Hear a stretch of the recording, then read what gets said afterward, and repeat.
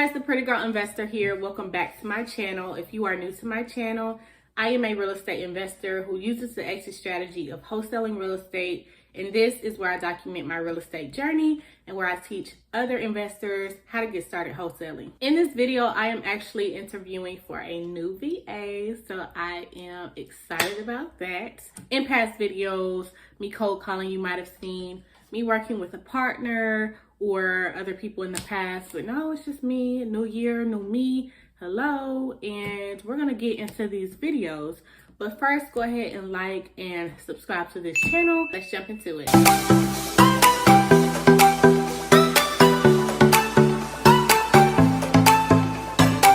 So there are different ways you can hire virtual assistants. I'm gonna talk about those later, but right now I wanna get into how I actually am going about hiring my virtual assistant, how I went about interviewing them, and I just want to give you guys this method, and then we'll talk about these throughout the video, so make sure you stay tuned. At the end of last year, I actually did a 2-week free mentorship program on my Instagram page. So if you guys aren't on my Instagram page, I produce a lot of content on there. When my mentorship program was over, I still keep in contact with some of my mentees, and my mentee recommended this Facebook group called Reva. Reva is a real estate virtual assistant Facebook group where companies and people, they will post that they're hiring and looking for VAs. A whole bunch of VAs will respond to your post. Here are a few tips when going about creating your post, what you need to say, and what you're looking for in a VA. So you'll already know what VAs are qualified before you even call them for an interview. So you want to include the date and the time that you're looking for your VAs to work.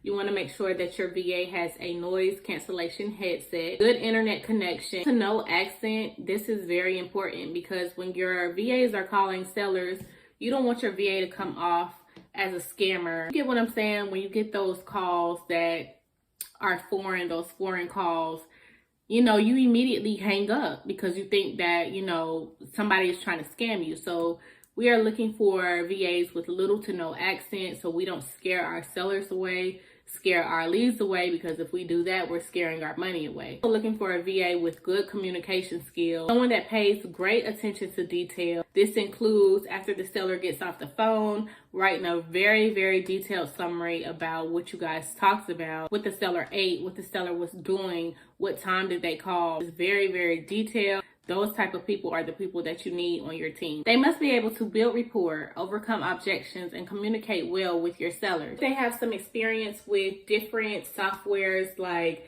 CRMs and dialers. That's a plus as well, because you want someone with experience that you don't have to train so much. Yeah, you have to work on them, and everybody has room for growth, but I wouldn't recommend hiring someone that's very inexperienced, that has no experience on the phones or completely doesn't know what they're doing and has no real estate background. The thing that I did was I sent them a script and I told them to send me over a voice recording, and I can just only call the ones that I felt were qualified. Hi, this is Kath. I was calling about your house on 123 Main Street and wanted to see if you were interested in selling or would consider a cash offer on your property there. Another thing that I did was in the job tab on Facebook, I went ahead and created me another job posting for VAs outside of the Reva group, because I wanted to see if I would get some more VAs that weren't actually in that group to apply as well. I also included a job form URL for them to fill out and input their information, so I can have everything that I need when I'm going through VAs and it can already be inputted in my system. I'm going to go ahead and give you the job ad template along with the job form information, so you can find that in the description below. And here is one of the interviews that I did with a VA. You will see me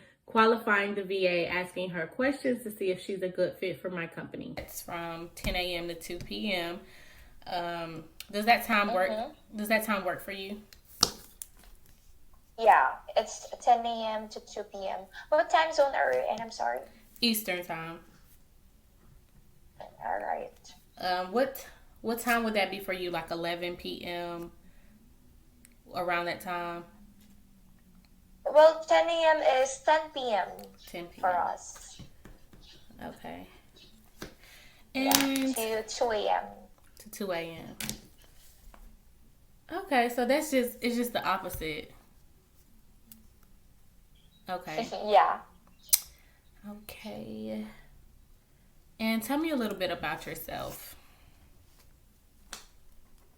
You can call me Kath. So I'm a Bachelor of Science in Accountancy, but I have decided to take my first job in in a BPO industry. So I work as a customer service representative for quite some time, and due to this pandemic, we have decided to go back in the province, and I have decided to resign to my previous work and work as a full-time freelancer. So I've been in appointment setting job, cold calling jobs, and being a virtual assistant jobs for 2 years and counting now. So I've worked with a lot of realtors and investors already in different markets, like in Texas, New York, California, Virginia, and the like. So I've experienced using different dialers already in CRMs. Okay. So what we typically do is we call some leads or prospect and ask them if they want to sell their property. And if it's a yes, we have to set an appointment between them and some acquisition managers. So those are the types of jobs that I did for the past years. Okay. Are you still working? Do you have any other clients that you're working with right now? Oh, right now I have none because I have resigned to agency. Okay. Was there a particular reason that you wanted to do freelance instead of like working for your last job? Well, it was a very tough decision for me last year to get out of an agency and be an independent contractor. So, Okay. What would you say your main skills of expertise is as far as like being a virtual assistant? for me, the main skill that I have that I can be proud of is being a cold caller, especially in real estate. Okay, and do you take rejection well? Yeah, of course. In the past 2 years, I've been hearing a lot of rejection, especially if the leader, the prospect is irate. But I manage it well. Okay. And you say you have experience with using dialers and CRMs. What are those? Yeah. Well, I have experience using Digidial, PhoneBirder, Mojo, Zencalls, Call Tools, Batch Dialer, and the likes, as well as some CRMs like Podio and HubSpot. Okay. Okay, and what strategies do you use to build rapport with a seller? I'm sorry, what is that? Like building rapport as far as like the conversation. Do you have any type of strategies that you use? Yeah.